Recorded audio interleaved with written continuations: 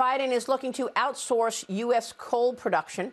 Axios is reporting that the U.S. and its partner countries will fund around a dozen overseas mining, mineral processing and recycling projects. It comes as the White House is delaying and canceling major mining projects in the United States. The administration canceled 2 leases for proposed copper and nickel mines in Minnesota just this past January. Joining me right now is Louisiana Senator and member of the Senate Energy and Natural Resources Committee, Bill Cassidy. Senator, it's great to see you this morning. Thanks very much for being here. Walk us through what the administration is doing and its impact. Yeah, the administration is choosing not to develop jobs and economic opportunity in the United States of America, but to take U.S. taxpayer dollars and go not to the Congo or some undeveloped country, but to go to Australia, for example, a place which has the same environmental standards as do we. So it's not as if this is like some sort of, okay, we're not going to look at it, therefore it doesn't occur. It's a developed country that we're going to spend U.S. taxpayer dollars to create jobs in those countries, and I'm all for those countries, but I want those jobs here. I want that job in Minnesota that you just described, that job in Louisiana. They are saying to the American worker, drop dead. Well, that is just horrible. I mean, I don't know what the ultimate goal is here. He knows that we need the coal production, but he doesn't want it in America, so he's willing to just cut those jobs? It is a mindset of the left that if it doesn't occur in the United States, therefore it doesn't occur anywhere in the world. And they know that, so they move those jobs, that economic opportunity for our people, they move it overseas in order to satisfy their environmental left. It is wrong. Now, if you're going to create those minerals, if you're going to create that opportunity, create it in the United States. But they're choosing. It is an act of deliberate policy to create jobs elsewhere and not in the United States when we could do it here.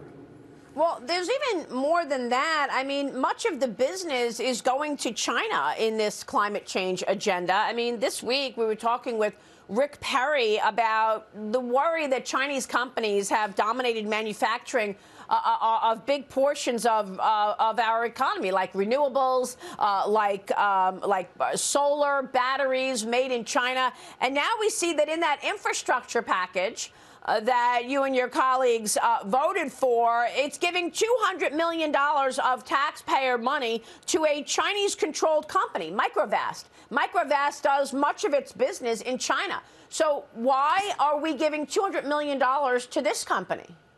I can't argue why we're doing $200 million to a Chinese company, but what I can say about the infrastructure bill is, by and large, that got it right.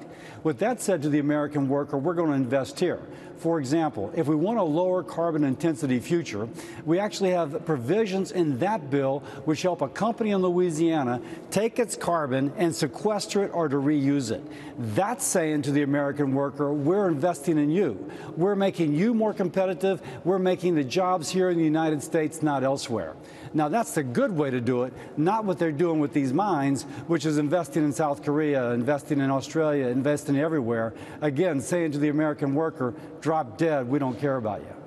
Well, the Journal is out with an op-ed this morning and a piece titled All Biden's Green Job Losses. They highlight what's happening at the Stellantis Jeep Cherokee plant in Illinois. The company has to lay off more than 1,300 employees now because it has to comply with the administration's mandated ESG rules. They're blaming the rising costs for electric vehicles for the reason that they're cutting all the other jobs, Senator. Yes, and so that also says you can't compete with government subsidies.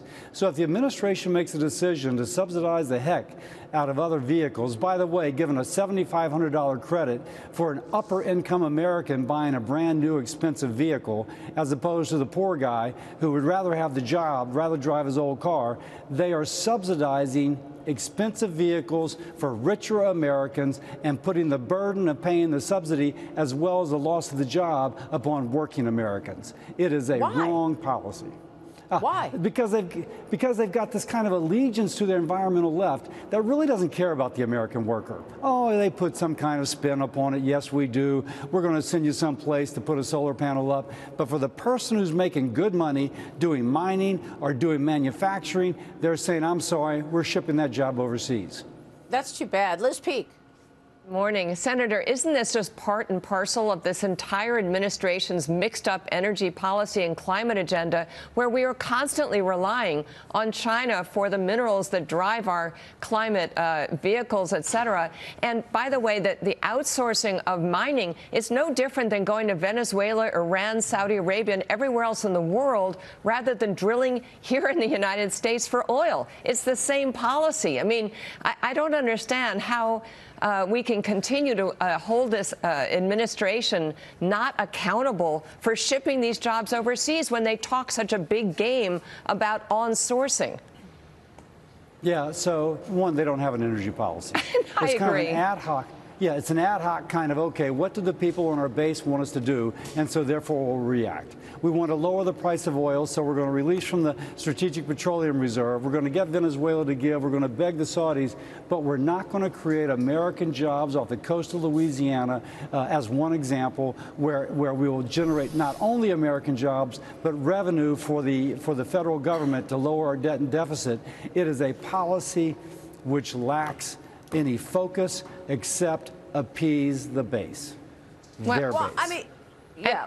Can I just follow up, yes, Maria? Please. I mean, it seems to me that one of the problems is they know in mining enterprises and also in oil and gas and construction of pipelines, they're going to run into the same people they're trying to appease, that is to say the environmental activists who will not let this kind of work go forward. I mean, and you know, at the end of the day, they've got themselves in their own box. They can't move forward with the agenda because the people who are promoting it and who are backing it won't let them actually open mines and build pipelines and all the things that we need to do.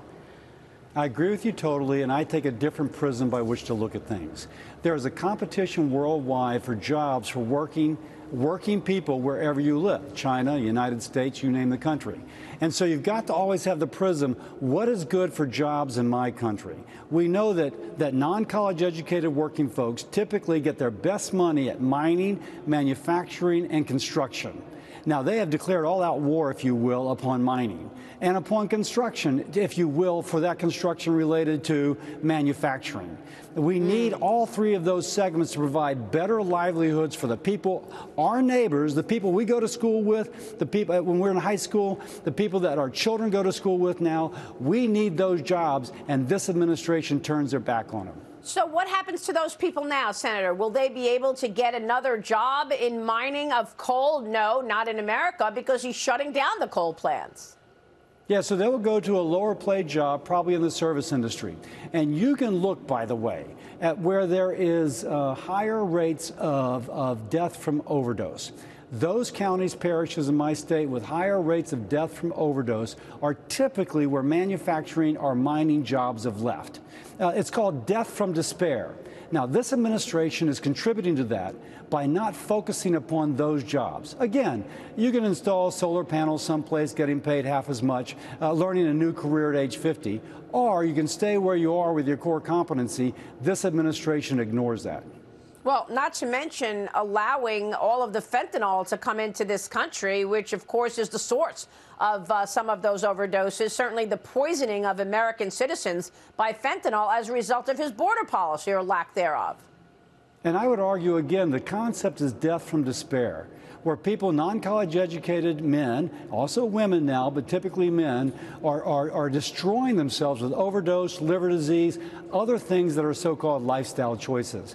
And there's a strong correlation between where there's been a loss of manufacturing, the loss of the dignity of a good job, if you will, and a turning towards that sort of lifestyle. Well, we are going to keep a spotlight on this failed energy policy. Senator, it's great to have your take on all of this. Thanks very much for being here this morning. Senator Bill Cassidy is in D.C. this morning, and I will continue this conversation on energy policy